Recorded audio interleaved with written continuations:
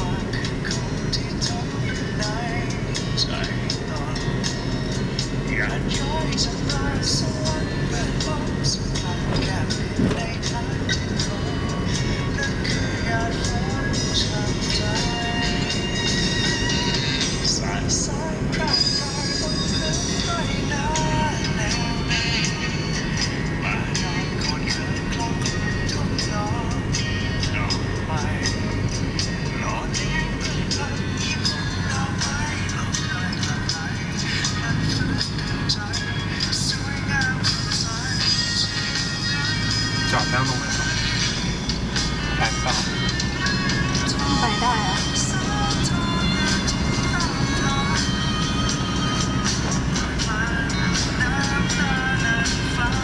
ถ้าเมื่อกี้เราขึ้นเขาเราคงมาลงอันนี้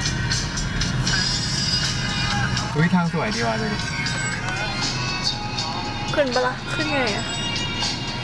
ขึ้นไม่ได้ละต้องจอดตรงนู้นแล้วเดินมาดูรถก่อน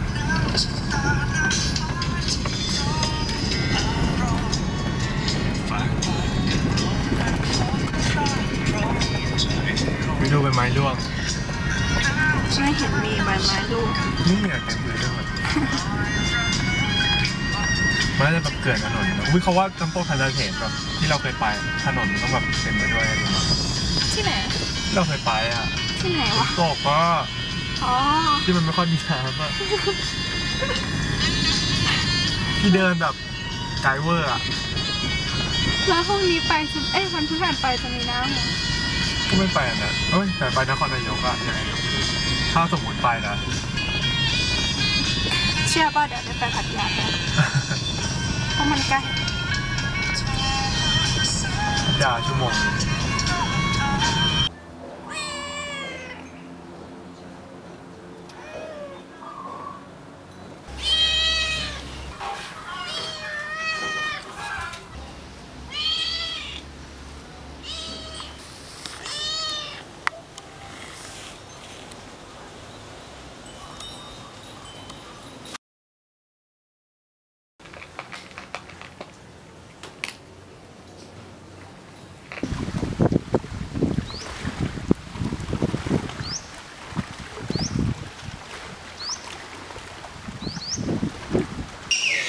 มันอยู่ในสวนสัตว์อ่ะ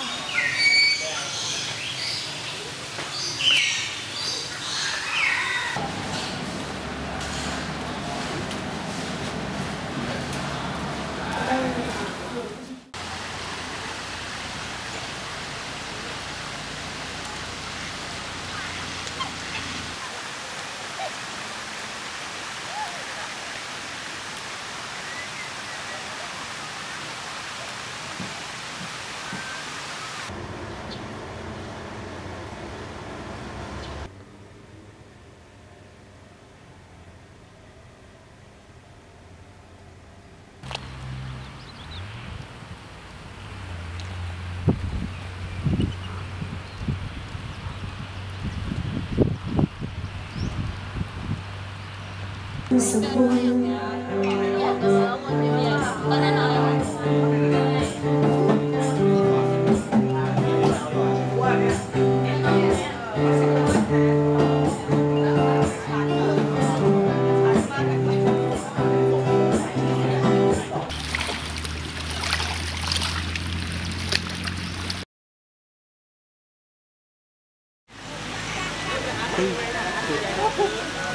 ขอยังเฮ้ยเจ้าไม่ได้จับเที่ยงเลยไม่เหมือน